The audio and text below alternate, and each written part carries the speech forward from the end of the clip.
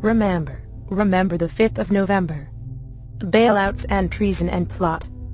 I know of no reason that the financial treason should ever be forgot.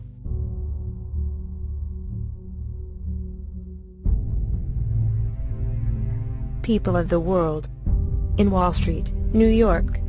In St. Paul's, London. In Madrid, Rome, Denver, Detroit, the United States, the UK, Spain, Italy, Greece, Germany, Australia, Hong Kong.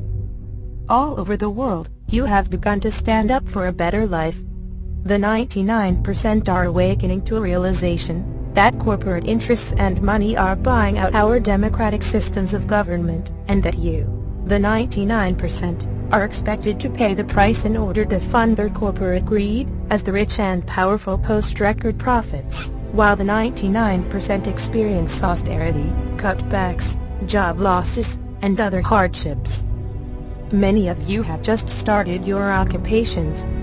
Some of those occupations have formed in spite of intimidation, brutality and harassment from the authorities and the police. We would like to take this opportunity to thank the Canon of St. Paul's Cathedral in London for standing up for the right to protest peacefully, and asking the police, not the protesters, to move away from its steps. This very Christian act has allowed the occupation a space in which to exercise its democratic right to a voice in spite of attempts by the authorities to silence that voice. To the governments and police forces of the world we say this: do not oppose us. Do not try to silence us. Do not stand as an obstacle to the growth of our movement. We are the 99%. We pay your salaries. We lend you our power. We do not serve you, but it is you who serve us. We cannot be silenced, and we cannot be stopped. Your attempts at the suppression of our democratic right to freely assemble and to be heard will only fail. Even if success were possible, it could only lead us into a totalitarian nightmare, where the only chance to be heard for those who oppose you would be to engage in more serious acts of civil disobedience. You know that the population held in silence can only be controlled by fear, and you know that such fear breeds contempt. That such repression and removal of democratic rights can only lead to hunger and violence from those who are denied the right to be heard. You cannot silence the 99%. To the occupiers, we urge you to remain peaceful in the face of any provocation. Only in this way will that provocation be seen clearly and unquestionably for what it is. Only in this way can your voices remain heard. Give governments and authorities as little reason as possible to use force. You cannot be silenced, and the whole world is watching. To those of the 99% who are able, we urge you to join your nearest occupation.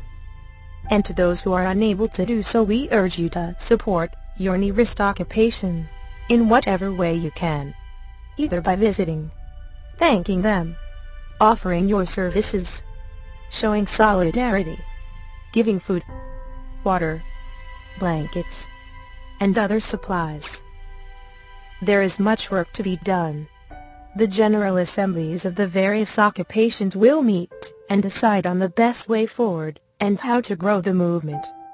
Numbers will swell, and the democratic decisions of the occupations will determine how their spaces are defended, and how the logistics will operate. Democratic assemblies will develop and clarify the full list of objectives of the movement.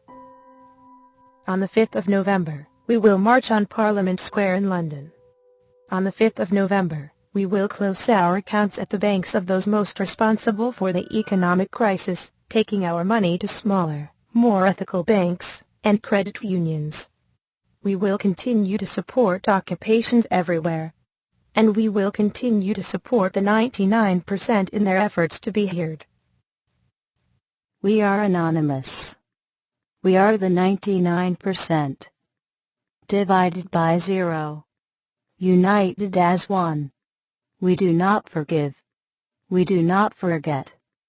Expect us.